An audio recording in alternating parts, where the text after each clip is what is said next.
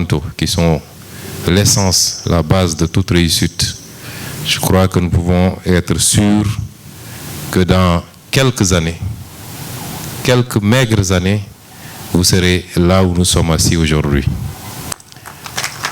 J'en suis d'autant plus convaincu que je constate que vous êtes meilleurs que nous à la même époque. Personnellement, j'ai été présenté au concours général et je n'ai pas été primé. Donc ceux qui sont primés aujourd'hui sont plus méritants que nous, je crois.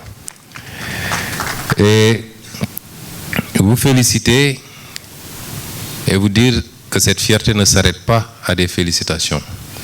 Et c'est pourquoi nous comptons vous impliquer autant que possible dans les activités de vacances que le gouvernement va organiser. Vous offrir d'abord un camp de vacances, mais vous impliquer dans les activités citoyennes que nous comptons très bientôt lancer. Et vous devriez en être des ambassadeurs. Et nous comptons également renforcer les engagements financiers de l'État pour votre encadrement et pour vous mettre dans des meilleures conditions de poursuivre vos études en termes d'amélioration qualitative des bourses qui vous seront délivrées. Et en venant, j'ai eu le président de la République qui m'a chargé de vous dire également qu'il compte voyager très prochainement, en tout cas son prochain voyage, il compte voyager avec les 2 premiers lauréats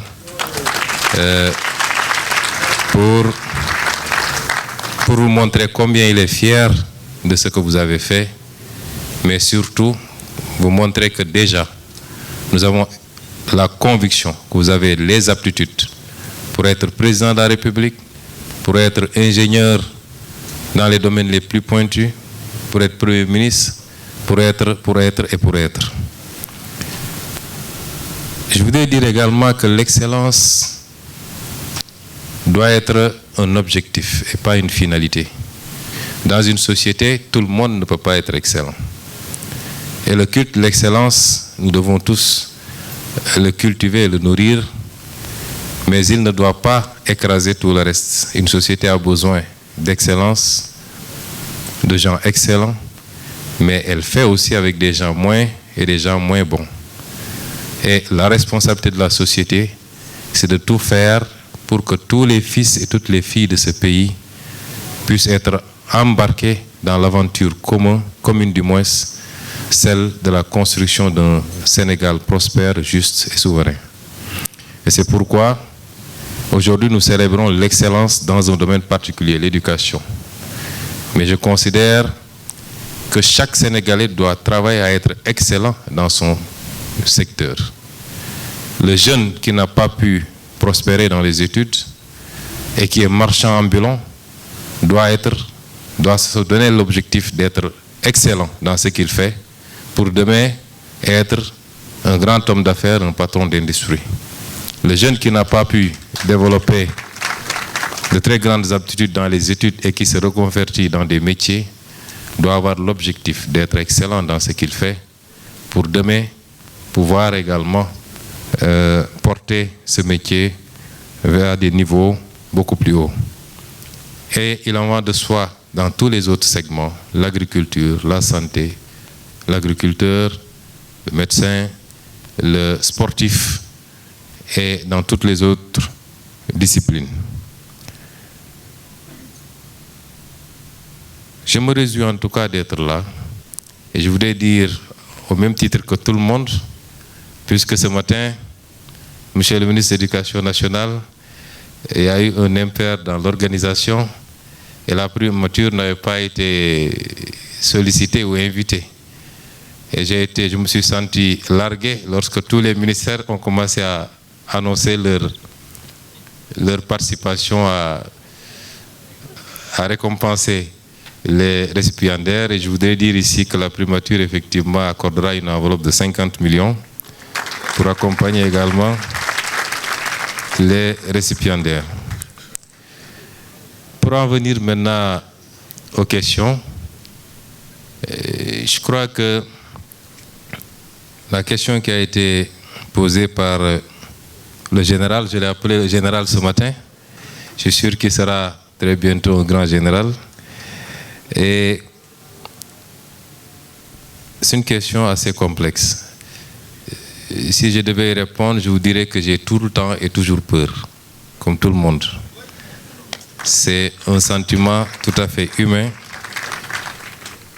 C'est un sentiment tout à fait humain, mais un sentiment extrêmement utile si on sait l'orienter positivement. J'ai tout le temps et toujours peur, sauf lorsque je suis convaincu d'avoir la vérité avec moi.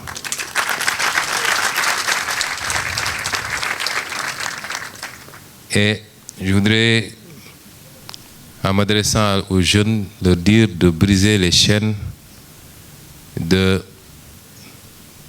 la forme négative de la peur. Nous sommes dans une société qui cultive la peur de l'autre, la peur de s'engager, la peur de s'assumer. Nous sommes dans une société qui a développé une forme de communautarisme ou de communisme qui fait qu'on a l'habitude à vouloir retenir les gens. Et presque, c'est comme si tout le monde devait être au même niveau. Mais quand vous sentez avoir un potentiel, il faut oser le développer. Le potentiel peut être pluriforme selon les personnes, mais il nous faut aujourd'hui nous libérer. Parce que les sociétés qui se libèrent sont les sociétés qui inventent, sont les sociétés qui produisent, sont les sociétés qui créent. Les sociétés qui vivent sur la peur ne progressent pas et ne vivent pas. Et historiquement, il faut se demander, est-ce que ce n'est pas l'instrumentalisation d'une forme de peur qui a amené certaines civilisations, telles que la civilisation islamique, qui à un moment donné était à la pointe de la technologie, du savoir et de la science, à se bloquer à un moment donné, à régresser. Et les sociétés les plus libérées de ces considérations-là sont les sociétés qui produisent le plus.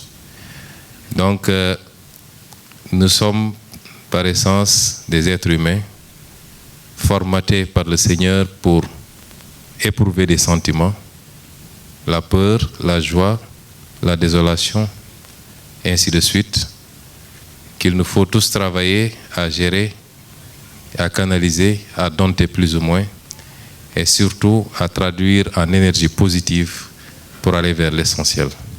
Mais n'hésitez jamais, jamais à oublier cette peur lorsque vous êtes convaincu de vous battre pour la vérité, de vous battre pour quelque chose d'utile pour vous et pour votre société. Merci.